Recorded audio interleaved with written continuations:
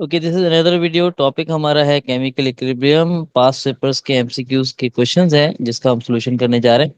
तो पहला क्वेश्चन है, true statement about the effect of the catalyst is that it.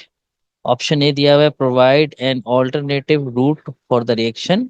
इसका ऑप्शन ए ही करेक्ट है हमारे पास, क्योंकि बाय डेफिनेशन कैटलिस्ट हमें ये एक ऑल्टरनेटिव रूट देता है जिससे उसकी जो एक्टिवेशन एनर्जी होती है उस रूट में कम कंज्यूम हो रही होती है। अच्छा, हम ऑप्शंस बाकी के भी चेक कर लेते हैं। Produce high yield of product in an equilibrium. हाँ, ये है कि ये यील्ड की क्वांटिटी को इंक्रीज नहीं करता। यील्ड को हमें बढ़ाने के लिए प्रेशर, टेम्परेचर या कंसंट्रेशन के साथ चेंजेस करनी होती हैं। तो इसलिए ऑप्शन बी गलत होगा। सी है, changes the equilibrium constant for the forward direction. Equilibrium constant की वैल्यू सिर्फ और सिर्फ जो है वो टेम्परेचर डिपेंडेंट होती है। तो इसका यानी कि केसी की वैल्यू पे भी कोई फर्क नहीं पड़ता। और increase the frequency of the collision between the reactant particles. सिर्फ ये भी बेसिकली जो कोलिजन थ्योरी के अकॉर्डिंग कैटलिस्ट का कोई इस सेंस में रोल नहीं होता। यानी कि फ्रीक्वेंसी ऑफ द कोलिजन हम अगर बढ़ाना चाहते हैं तो या तो हम प्रेशर या तो हम टेम्परेचर इंक्रीज करते हैं या फिर हम कंसंट्रेशन इंक्रीज करते हैं। तो इस तरह से हमारा बी, सी और डी ऑप्शन करेक्ट नहीं है। ऑप्शन ए ही हमारा करेक्ट ऑप्शन था। नेक्स्ट क्वेश्चन हमारे पास है, द इक्विलिब्रियम कांस्टेंट के पी, यानी कि जो कांस्टेंट हमारा जो कि पार्शियल प्रेशर का है उसकी बात हो रही है। For the given reaction can be expressed as. हमें ये एक बैलेंस इक्वेशन दी गई है जिसमें जो रिएक्टेंट है वो सॉलिड स्टेट में है और इसकी दो प्रोडक्ट्स हैं। एक प्रोडक्ट हमारी जो सॉलिड स्टेट में है और एक प्रोडक्ट हमारी जो है वो गैसियस स्टेट में है। रिमेम्बर, आपको अगर याद हो कि केपी जो है वो पार्शियल प्रेशर्स का कैलकुलेट होता है। और पार्शियल प्रेशर का अगर हम कैलकुलेट करना चाहते हैं तो केपी के लिए हमें जो है सबसे पहले पार्शियल प्रेशर चाहिए होता है प्रोडक्ट का। लेकिन प्रोडक्ट भी हमें कौन सी चाहिए, बेसिकली जो कि गैसियस स्टेट में हो। तो पार्शियल प्रेशर कार्बन डाइऑक्साइड का CO2 का आएगा। और उसके बाद CaO चूंकि सॉलिड स्टेट में है तो इसका नहीं आएगा। और दूसरी साइड पे इसको डिवाइड करेंगे पार्शियल प्रेशर ऑफ रिएक्टेंट की, लेकिन रिएक्टेंट रिएक्टेंट जो है उसको भी गैसियस स्टेट में होना चाहिए। तो रिएक्टेंट जब गैसियस स्टेट में नहीं है तो मैं इसको डिवाइड बाय 1 कर दूंगा। तो बेसिकली अगर हम देखें तो हमारा ऑप्शन ए जो है वो इस केपी से मैच होता है। तो हमारा ऑप्शन ए करेक्ट होगा। नेक्स्ट क्वेश्चन हमारे पास है, the solubility product KSP of barium sulphate is 1.08 exponent minus 10 if 10 ml of solution of 2 exponent minus 3 mole per DM cube कहना चाहिए इसको। Sodium sulphate is added to 100 ml of solution 3.2 exponent minus 4 m BaCl2, then BaSO4 will be precipitate out। अच्छा, अगर BaSO4 precipitate out हो रहा है इसका मतलब ये है कि जो Q यानी कि रिएक्शन कोशेंट की वैल्यू है वो फिर ग्रेटर देन KSP हो गई है। ठीक है, जब भी वो प्रेसिपिटेट आउट हो रहा है।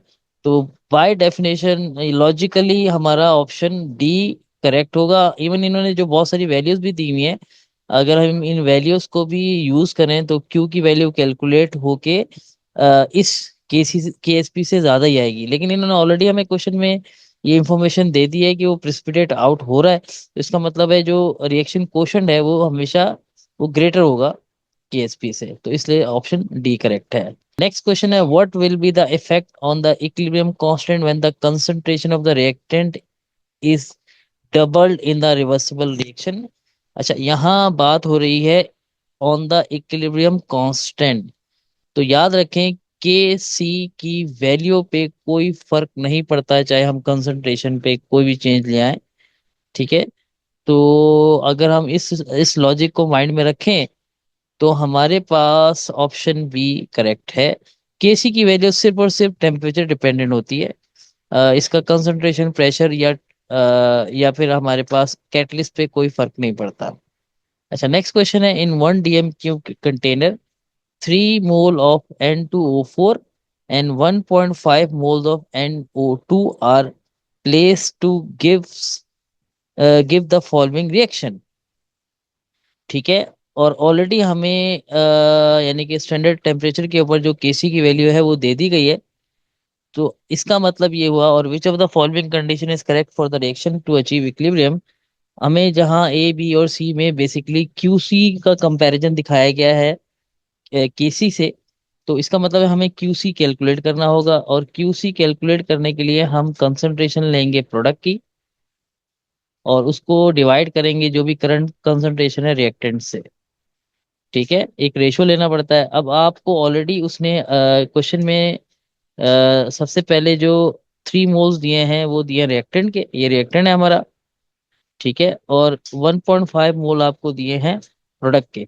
अच्छा, अब हमारे पास जो प्रोडक्ट है वो हमारे पास है, उसके मोल दिए गए हैं 1.5। अच्छा, अब आप तो मैं इसको किस तरह से करूंगा, पहले मुझे इसका पूरा प्रोसीजर इस तरह से करना होगा कि इसका रिएक्शन लिखना होगा N2O4, डबल एरो के बाद ये हो रहा है 2NO2। इसकी वैल्यू हमें दी गई है 3। इसको 1 से डिवाइड करेंगे क्योंकि हमें कंसंट्रेशन में चेंज करना होता है, मोल्स गिवन दिए गए हैं। और इसकी वैल्यू हमारे पास होगी 1.5।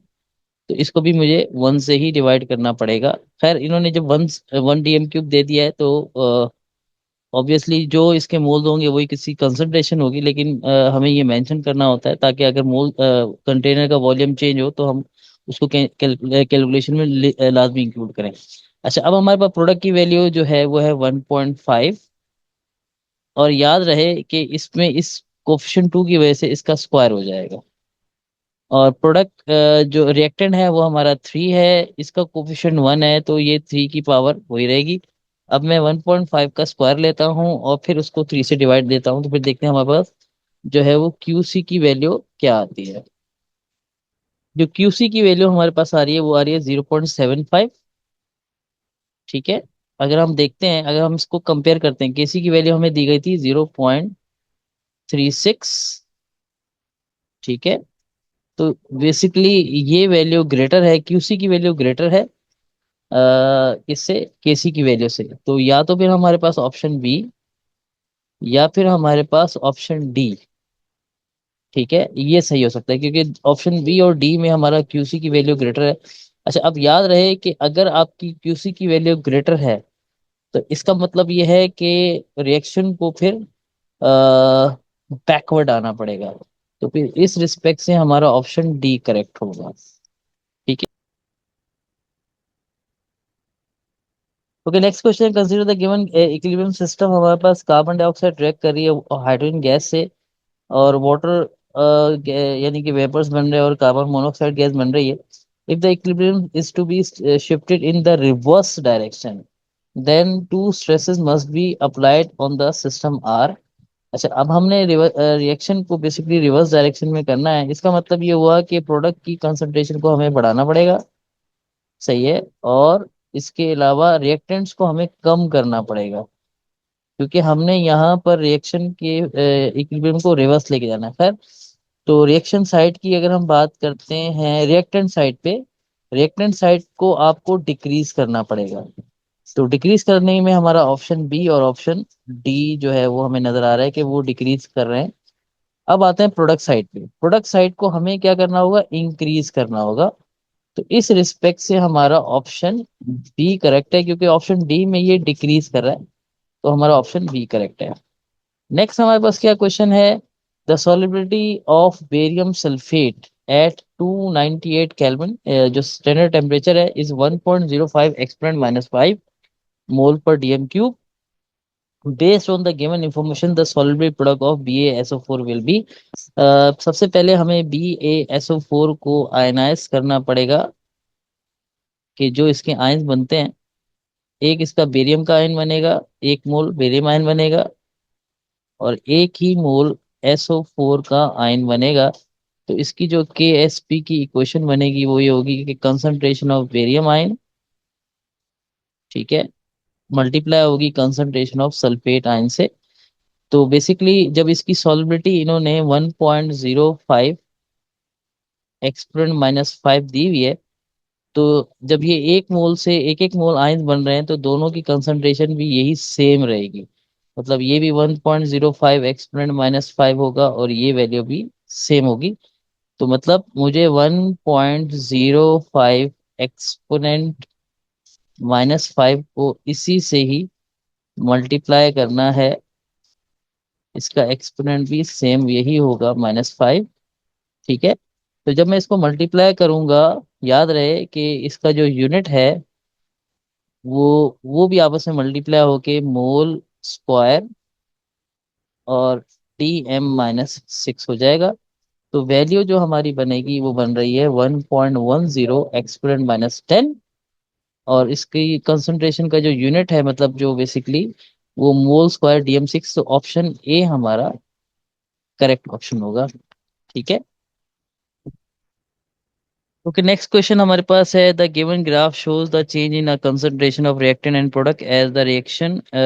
हमारे पास रिएक्शन जो है कांटेक्ट प्रोसेस का दिया हुआ है कि SO2 गैस रिएक्ट कर रही है ऑक्सीजन गैस से और SO3 गैस बन रही है और approaches the equilibrium in this graph equilibrium is reach at the point.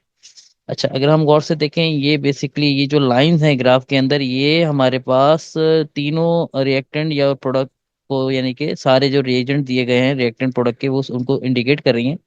अच्छा, अब पॉइंट ए को अगर हम गौर से देखें, पॉइंट ए के पास होने के बाद जो ये SO3 की लाइन है वो ऊपर जा रही है। ठीक है। ये इसकी कंसंट्रेशन चेंज हो रहा है। और पॉइंट बी के बाद भी कंसंट्रेशन चेंज हो रही है। ठीक है। लेकिन अगर हम पॉइंट सी पे देखें, पॉइंट सी के बाद जो हमारी ये लाइन है बिल्कुल हॉरिजॉन्टल है। और जो SO2 की लाइन है वो भी हॉरिजॉन्टल है और ऑक्सीजन की लाइन भी, मतलब तीनों रिएजेंट की ये लाइन हॉरिजॉन्टल होने का मतलब है इन तीनों की कंसंट्रेशन कांस्टेंट हो गई है। तो ग्राफिकली जो है, याद रखें कि हमेशा कंसंट्रेशन कांस्टेंट हो जाती है। ये वो पॉइंट पॉइंट सी वो पॉइंट है जिस पे इक्विलिब्रियम स्टेब्लिश हुआ है। तो डेफिनेशन में तो खैर हम ये कहते हैं कि जो फॉरवर्ड रिएक्शन है वो रिवर्स रिएक्शन का रेट इक्वल हो जाता है, लेकिन ग्राफिकली जब हम कंसंट्रेशन की रिस्पेक्ट से बात करते हैं तो तमाम रिएक्टेंट्स और प्रोडक्ट की कंसंट्रेशन कांस्टेंट हो जाती है। ठीक है। तो ओके, नेक्स्ट क्वेश्चन है, consider the following endothermic reaction at equilibrium. Calcium carbonate react कर रहा है, डीकंपोज हो रहा है बेसिकली कैल्शियम ऑक्साइड में और कार्बन डाइऑक्साइड में। What will be the effect when the given stresses are applied on the given reaction. Option है, अच्छा, हमारे पास जो पहला स्ट्रेस है वो ये है कि डिक्रीज द कंटेनर वॉल्यूम, यानी कि हम कंटेनर का वॉल्यूम को डिक्रीज कर रहे हैं। और दूसरा स्ट्रेस ये है कि हम कैल्शियम कार्बोनेट को रिमूव कर रहे हैं। ठीक है। अच्छा, अब याद रहे कि जब हम रिएक्टेंट की कंसंट्रेशन को रिमूव करते हैं तो इक्विलिब्रियम को बैकवर्ड आना होता है। ठीक है। तो अगर मैं इसी से स्टार्ट करूं तो ऑप्शन ए नहीं, गलत गलत हो जाएगा। उसकी वजह यह है कि position of the equilibrium will not change. और ये ऑप्शन बी भी हमारा गलत हो जाएगा क्योंकि इसमें ये राइट की बात कर रहा है। और फिर position of the equilibrium not change, ये भी गलत हो जाएगा हमारा। तो बेसिकली यही है जो सही होगा क्योंकि इसमें लेफ्ट जा रही है। तो अब हम ये देखते हैं कि हमारा इसका डिक्रीज द वॉल्यूम वाला सी पार्ट, यानी कि ये पार्ट जो है ये भी सही होगा, यानी मोर CaCO विल बी फॉर्म, बिल्कुल सही।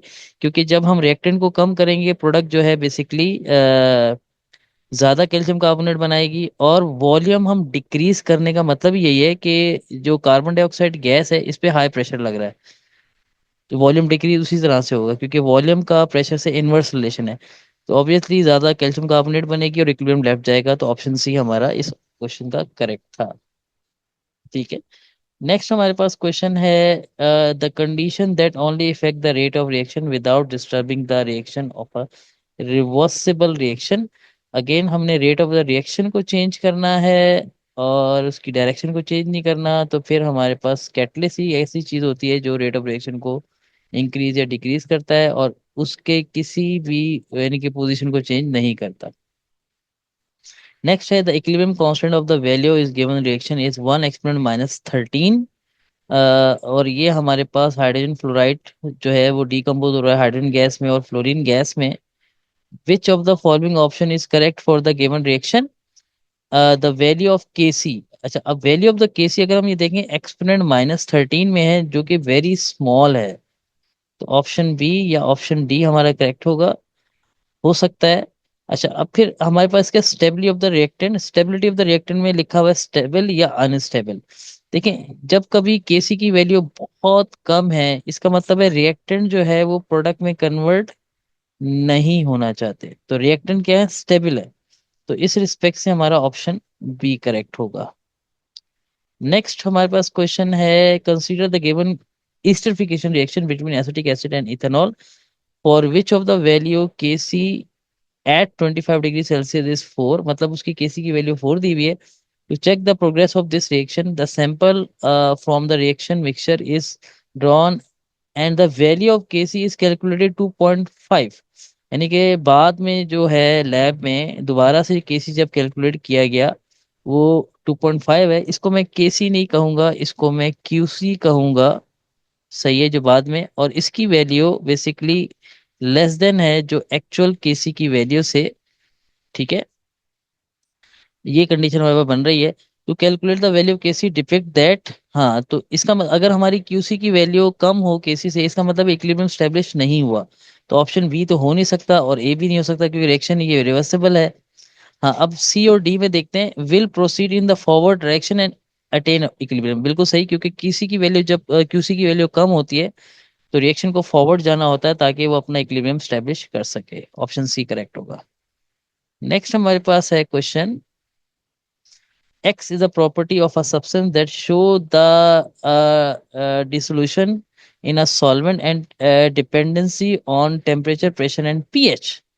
Based on the given statement, property X is identified as,